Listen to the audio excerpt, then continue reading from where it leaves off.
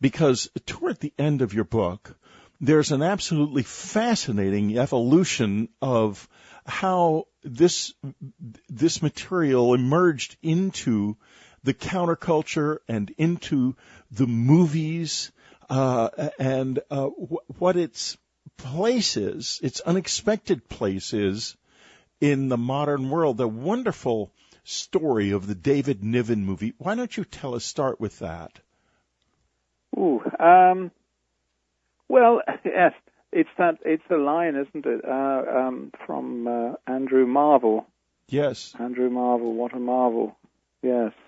The movie, by the way, folks, is Stairway to Heaven. It was called in America Stairway to Heaven. Its original title in England was A Matter of Life and Death. It was made in 1945-46 by Michael Powell and Emmerich Pressburger, who a few years later made The Red Shoes, which I think many people have seen. Martin Scorsese's favorite movie, I think. One of his top movies. But what's and he was a sort of patron of Michael Powell in his later years, Marty Scorsese. Now, Matter of Life and Death is a fascinating film because it's about a man who's poised between this world and the next. And there is a trial as to whether he's going to be allowed back to Earth or he's going to be taken as he should be as a pilot who's fallen to Earth from his aeroplane without a parachute. Sorry, he hasn't fallen to Earth, he's fallen into the sea. And his case is decided, and it's a most magical, platonic, beautiful movie with lots of poetry. And one of the poems is for Andy Marvell's 17th century poem, and I'm just trying to think of the line in it. But at my back I always hear... At my back I always hear time's winged chariot hurrying near, and yonder all before us lie deserts of vast eternity. Andy Marvell, what a marvel. I'd rather have written that than flown through Hitler's legs, as he says in his Burning Lancaster. And then this same line occurs, same poem occurs in the film What's New Pussycat, in Peter O'Toole's mouth, as I remember, talking to Paula Prentice. Did we have more time, dear lady, this coyness were no crime.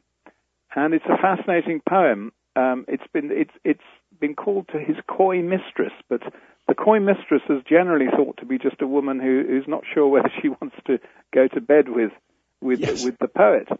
But of course, when you get into the poem, because William Blake also quoted from it in his famous quatrain about I give you the end of a golden ball, I give you the end of a golden string.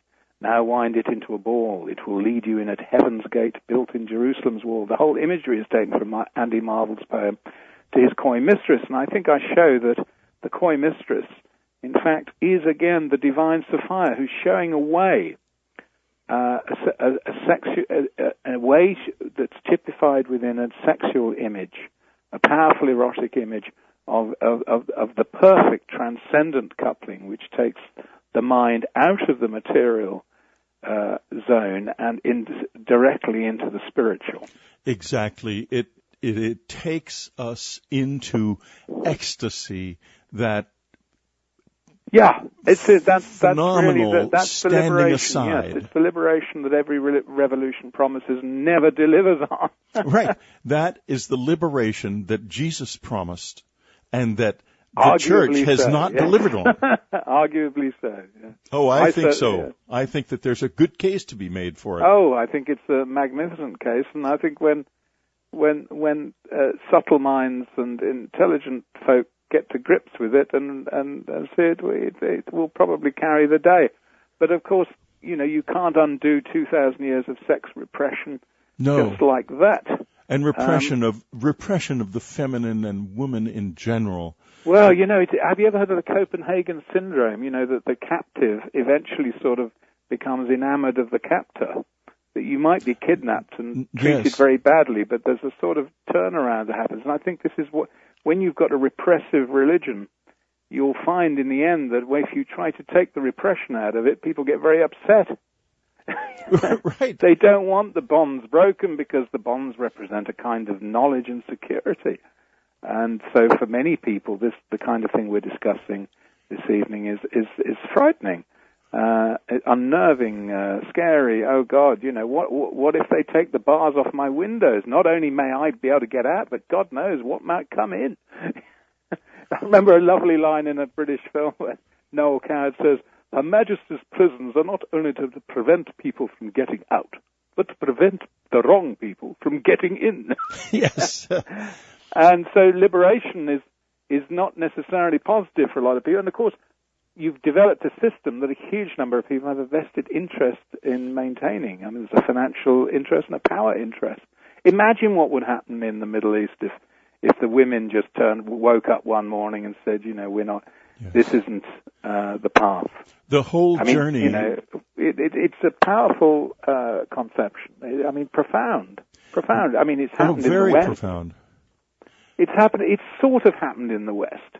I mean, I remember starting John Lennon to. It's struggling always. I'm sorry. What were you saying? It's sort of happening in the West. You're right. It's struggling to. It's trying. What's missing is the spiritual dimension and the understanding of that's what's missing from it. So while we've had the so-called sex revolution, which really boils down to a porno tolerance. Yes, we can tolerate sex. Yes, we can accept nipples on the screen. Yes, we can sort of talk about sex, can't we? Really. But underneath it, there hasn't been the essential change hasn't hit us. Do we want it to?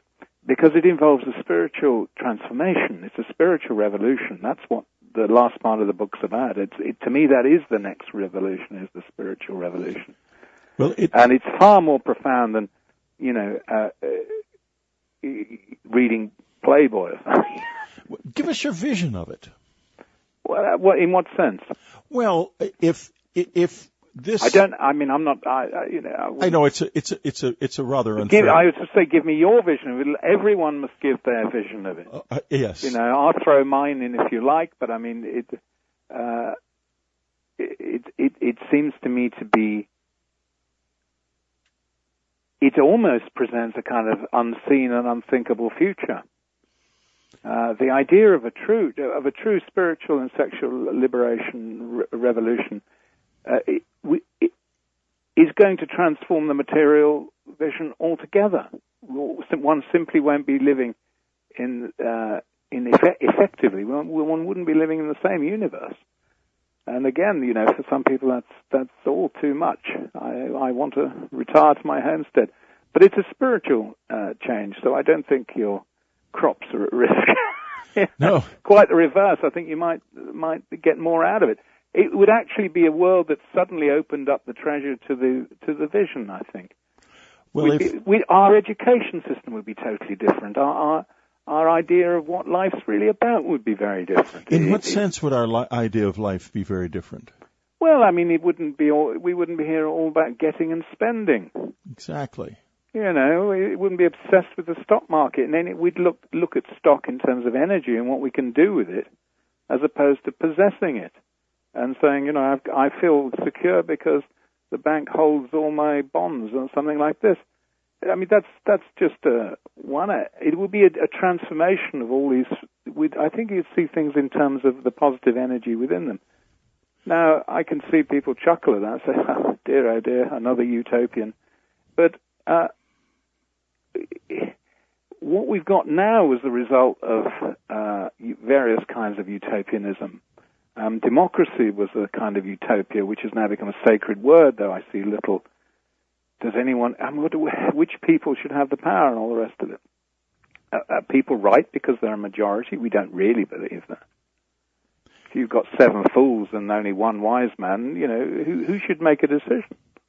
Well, yeah, because unfortunately we have more than several fools and not many wise people. But this, of course, is what's been holding it back, Yes. So that's why I think things like education are terribly important. Now, the church should have been leading the way for 2,000 years in revolutionizing the spiritual nature and thinking of people.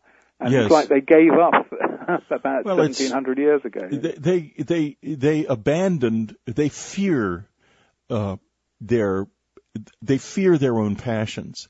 They fear the abandonment of self that comes with ecstasy. The self, the relative ego. That's right. Right. That's absolutely correct. Well, I wrote a book of poetry many years ago called The Fear of Vision. So you hear all these politicians talk about my vision is. And I think, you don't know what vision is, mate.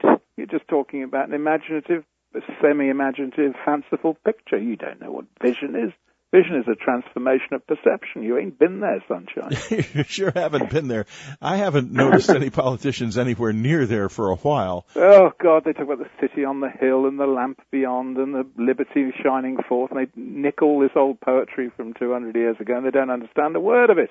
No, they don't. Their liberation. Well, God, I don't even want to go there. We're going down this It's path. A very negative road when you start looking at it in those terms. Let's keep the vision high. Yeah, we have to keep the vision high. But this, what women need in our world is they need to reproduce. This is what their bodies are asking. And if men decide to fear that, what? Some of them, perhaps.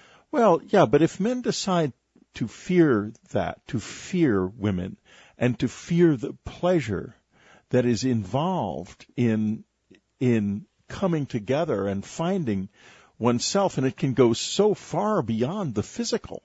I mean, I've just spent 45 years with a woman whose love took me far beyond the physical. If ever there was Sophia in my life, it was my wife Anne.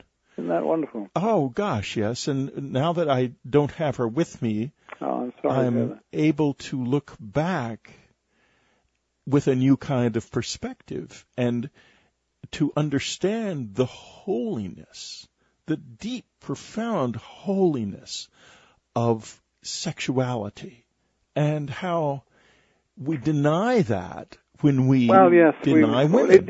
Yes, it's so easy. It's like all these things. It's so easily corrupted. The transcendent vision is very quickly brought into the gutter of our material thought. I mean, this is the trouble. You can have the activity, but it's the state of mind.